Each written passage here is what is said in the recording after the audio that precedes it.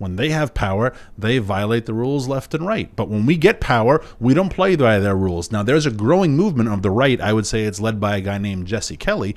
There is a growing movement of the right that says when we get power, we will double down on that, because that is now what he is calling the new right. When we get power, look, they're trying to not abolish the filibuster. And in people like Joe Manchin are trying, no, and Kristen Sinema, senator from Arizona, we're not going to abolish the filibuster. It's part of our history. If the right gets power in 2022, absolutely abolish the filibuster and torture these people. Yeah, change all of the rules and take all of the power and crush your enemies. I don't agree with that. I'm just saying that's what the new right says. They're scared because I think it was Harry Reid who changed the rules. Yeah. And so that they said you will rue the day, and they did. They did, and look what they got. They got Gorsuch. They got the other guy, and the third one. That's my memory. They got Gorsuch, and they got Kavanaugh, and they got Amy Coney Barrett. Yeah. Did you see this story? Check this out from The Guardian. Oh, yeah. To protect the Supreme Court's legitimacy, a conservative justice should step down. Oh. If presidents do not get to replace justices in election year, then Coney Barrett's confirmation is illegitimate. There you go. If presidents do, then Gorsuch's is illegitimate. You can't have it both ways. They operate on lies. Yeah. The only way Lawrence Douglas is able to convince people of this stuff is by omitting key information. Yeah. Notably, that it is not about replacing a justice in election year. Mitch McConnell was specifically talking about if you do not control the Senate, they will not confirm your appointee, and we would be wasting our time by having everyone sit around and then vote no. Republicans are not going to approve Garland for you. It was Garland, right? Mm-hmm. For Obama. So he was like, you don't have the Senate. You do not have the votes for confirmation. The country is not unified. When it came to Amy Coney Barrett and Gorsuch, or Coney Barrett specifically, is that they had the presidency and the Senate. So they were able to do it. Yeah. It's that simple. They operate on lies. They use false arguments, and that's how they maintain control. And don't forget, when McConnell first said that, according to the New York Times, Hillary Clinton had a 97% chance of winning. Hillary Clinton, although she would probably deny this, Hillary Clinton probably, when that happened, was like, I agree with that, because she was convinced with 97% chance she was going to win. Mm-hmm. And she wanted to appoint her own justice to the Supreme Court. She probably secretly, and her team were like, that's awesome. Yeah, let's hold the Merrick Garland one, and we get to pick because we're going to win. So much so they had ordered fireworks, right? She was going to win. Yeah. So, I remember that election. Yeah. It's a day to remember. A lot of people are sharing a new report that CERN, Large Hadron Collider, is going to be firing up again. And I don't know if you all know this, but didn't they fire up in 2016? Smashing particles together or whatever. So when they found the Higgs boson? No, I don't know. But the joke conspiracy is that they accidentally warped us into an alternate reality or something. Somehow Donald Trump became president and all that stuff. And now they're doing it again, and who knows what's going to happen. But this is the state of the country where the Democrats, the establishment media, are duplicitous. They manipulate, they deceive, they use fake arguments. And I'm no fan of the Republican Party. I think they do nothing. You literally have Republicans. Here's what happens. Democrats are like, we would like to strip the rights away from law-abiding citizens in this country. And Republicans go, no, wait, don't. And they say, well, you guys are at don't. We're at strip their rights. Yeah. How about we strip half of their rights? And the Republicans go, okay, good compromise. Half of them, yeah. This isn't so bad. So I don't know about, you were just mentioning that about abolishing the filibuster. Yeah. That when Republicans get in, do it, abolish the filibuster, and then just trample over Democrats. I don't want to see that happen. I'm saying that's what people are saying. Right. Yeah, but yeah. So I think there's obviously people saying, let's do it, let's go nuclear. I think that contributes to the gradual decline of the U.S. system of governance. And the reason we're seeing Democrats like Joe Biden bypass the legislature and Supreme Court in violation of our norms and law is because they're tired. They want to get things done. They want to do things. They can't. This country used to move slowly. You used to have to ride on horseback to go to D.C. to cast a vote, and policy moved slowly. Now they're like, it must be done now. Yeah. Okay, here's what I want to see. Lauren Boebert, would you please keep consistently filing bills to repeal the NFA? Mm-hmm. Can we get Marjorie Taylor Greene as well? Thomas Massie, Rand Paul, all you guys, repeal the NFA. Give me a good reason why they would. Why not? Seriously, why not? National Firearms Act. No, get rid of it. We have the right to keep and bear arms.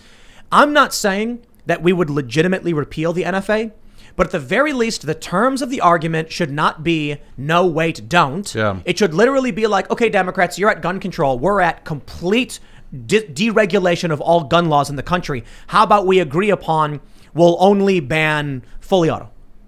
How about we're going to repeal the NFA, and then you could start arguing from our position on gun rights. They don't do that. Republicans never do this. No, they buy into the common sense gun rules, right? And that's just what you do. You just phrase it as common sense gun protection, common sense gun restrictions, and now we've ceded to the argument that these are common sense, as opposed to saying this isn't common sense, this is unconstitutional. But it's not even. I don't mean to make it about a gun rights thing and be like guns by the table. I'm saying quite literally, when the Democrats go universal health care, the Republicans don't go deregulation of government health care. They go, no, wait, don't. Yeah. And then the Democrats say, okay, you're at stop and we're at government health care. How about we meet halfway and do, public option? Yeah, which is most of the time what happens, and then they get most of what they wanted anyway.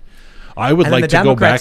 The Democrats tell people it's inverted. Yeah. That we're helpless. The Republicans are stopping us. We wanted so much more. I would just like to go back to single issue votes like the water bottle. I can't understand why we can't get people in Congress who will say, this is the bill, and it's a page and a half, and here's how much it costs, and it goes through the appropriate committee, and it goes through markup, and it makes it to... Instead, we get these monster bills. We don't even do the appropriation process right. We don't, and that's why people like Joe Biden's brother get $1.5 trillion contracts, because it's rolled up into the Defense Reauthorization Act, and no one knows where it is. Well, what's the appropriation process? The way it should work is that it depends upon what the issue is. So say it's transportation, right? We want to build a bridge between these two states. Federal government has to get involved. It has to go through the Transportation Subcommittee. The Department of Transportation has to make their proposal. Transportation Subcommittee works it up. Appropriation says how much do we have in the Treasury, and then those two then together bring it to the floor for the larger vote. And then you got to whip the votes and say you're going to vote for my bridge, and I'll vote for your bridge, but if you vote for my bridge, and then the Senate actually works. But what's happening now? How's that different? We are just bypassing all that. You know what's happening? The Transportation Committee will have a markup on racism in the Transportation Department. Yep. And they'll talk about the inherent racism of the taxi cab system. And they'll say, if you the inherent racism of roads. Pete Buttigieg in his confirmation talked about how we must acknowledge as a country that most of our infrastructure was built on racism. And they say, if you don't vote for my bill, you hate the troops, you're racist, all that stuff. And so then they'll take your bridge and they'll roll it into everything. Well, you know where your bridge is? It's going to come out in the $3.5 trillion, along with everyone else's little... So you're talking about appropriating funds for individual projects within a large... Wouldn't that be great? And sure then and then the committee says, how much does the Transportation Department actually need next year? What are all the projects we have? What do they actually need? Blah, blah, blah. But we don't do that. We're just like, we just make up numbers. You know how I've described what's going on at the culture war in the past? I've said it's like, imagine there's a big whirlpool that's spinning around and we're all in it. And over time, it's getting tighter and compressing and spinning faster and faster and faster. That's because we're getting lower in the pool. As we go down, it gets tighter and faster. Maybe we're circling the drain. That's a good way to put it. I think in the real world, the reality is that the information is circulating faster and faster.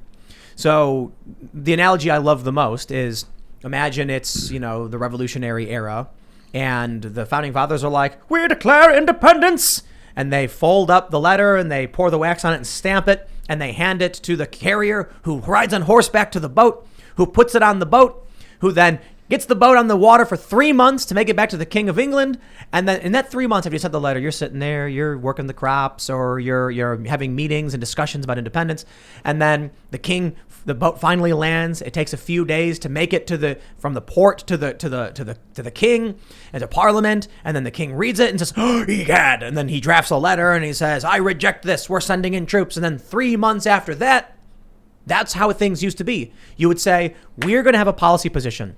How many times, like if they were actually going to go to D.C. and actually have a vote, they had to physically go there, they'd have discussions, and they weren't hearing all of this stuff all over the place. Like if you lived in Virginia and then someone came down from New York, you were hearing things for the first time. Up in New York, we had a dam breach, and now we've got water flooding these areas. We are not securing our... And then you'd be like, I didn't know that happened. You guys ever see the movie News of the World with Tom Hanks? No. Mm-mm. It was a Reconstruction era, and he has newspapers from different cities, and he travels around the South with old newspapers, charging people a dime so they can sit down as he reads the news. That's how things used to be. Today, what happens is someone goes on Twitter and says, abolish the police. And then someone else says, I agree. AOC, why aren't you abolishing the police? And literally within like 10 minutes, she's like, I, as a representative, think we should abolish the police. I'm not saying literally, I'm saying as an example. So we're moving instantaneously. And then because she can't get it done in a session because we're still using this old system of like, you know, Ian, you probably like this. We're meeting in person instead of doing things digitally. Then people demand, if we can all see the problem, why can't we click a button and fix it? Why are we waiting so long for this? And then when it's not getting done, they say, let's just bypass the rules of the legislature. Joe Biden says, let me just rule by executive order and bypass the Supreme Court, which told me what I'm doing is illegal, but I don't care. I'll do it anyway because we demand instant satisfaction. Whole system is about to burst. Yeah. It's burst already, and now we're just waiting for the light to reach our eyes. But even the example you used, which I liked, of the guy from Virginia heard about the dam breach from New York. If that was happening in real time, probably in the back of his head was like, well, sorry, New York, but I represent Virginia. Yep. We don't even have that anymore. Proof of that, and you mentioned our beloved Alexandria Ocasio-Cortez, when she was caught maskless at that ball a couple of weeks ago, and her initial response was, well, like, as the congresswoman from New York, like, I'm there for cultural reasons, but it's also my constituency. And you say, no, that was in Manhattan. You are Queens in the Bronx. That museum isn't your, like, there is no constitutional reason for you to say, I represent New York. But in her mind, I'm fairly convinced she thinks I am the Congresswoman of New York. Yep. You wish you were the congressperson who I think would be Jerry Nadler, if I'm right, but I could be wrong. I think that's his district. Like, you would love for him to call up and be like, I'm sorry, child. Like, that's my district. Don't talk about my district. But that's what we do now. We have members of Congress who are passing laws, senators who are passing laws about states that don't even represent. We want to close Anwar, Patty Murray, Washington. I've told the senators from Alaska to say, pass a bill that says apples are illegal. Consider because that's Washington. Consider this. It's back in the let's say 1800s at some point, early 1800s, and someone from Virginia goes to Congress, and someone from New York comes down and says, "We had a dam breach," and he says that I represent Virginia. I don't know what to tell you. We want to make sure we can help our friends in New York, so we'll see what we can do. Today, you'll get I'll avoid naming the specific companies, but you'll get a major corporation going to a rep in Virginia and say, vote for our bill so we can gut the natural spring waters in New York. Yeah. You see, it wasn't as easy to transfer money back then and to communicate as quickly. So you'd have to have a major corporation's spokesman go down to Virginia to lobby specifically. Possible. It was done. It was a lot harder. Yeah. Nowadays, you get a LinkedIn message, you get a list, you get a bunch of phone calls and emails. You get texts nonstop.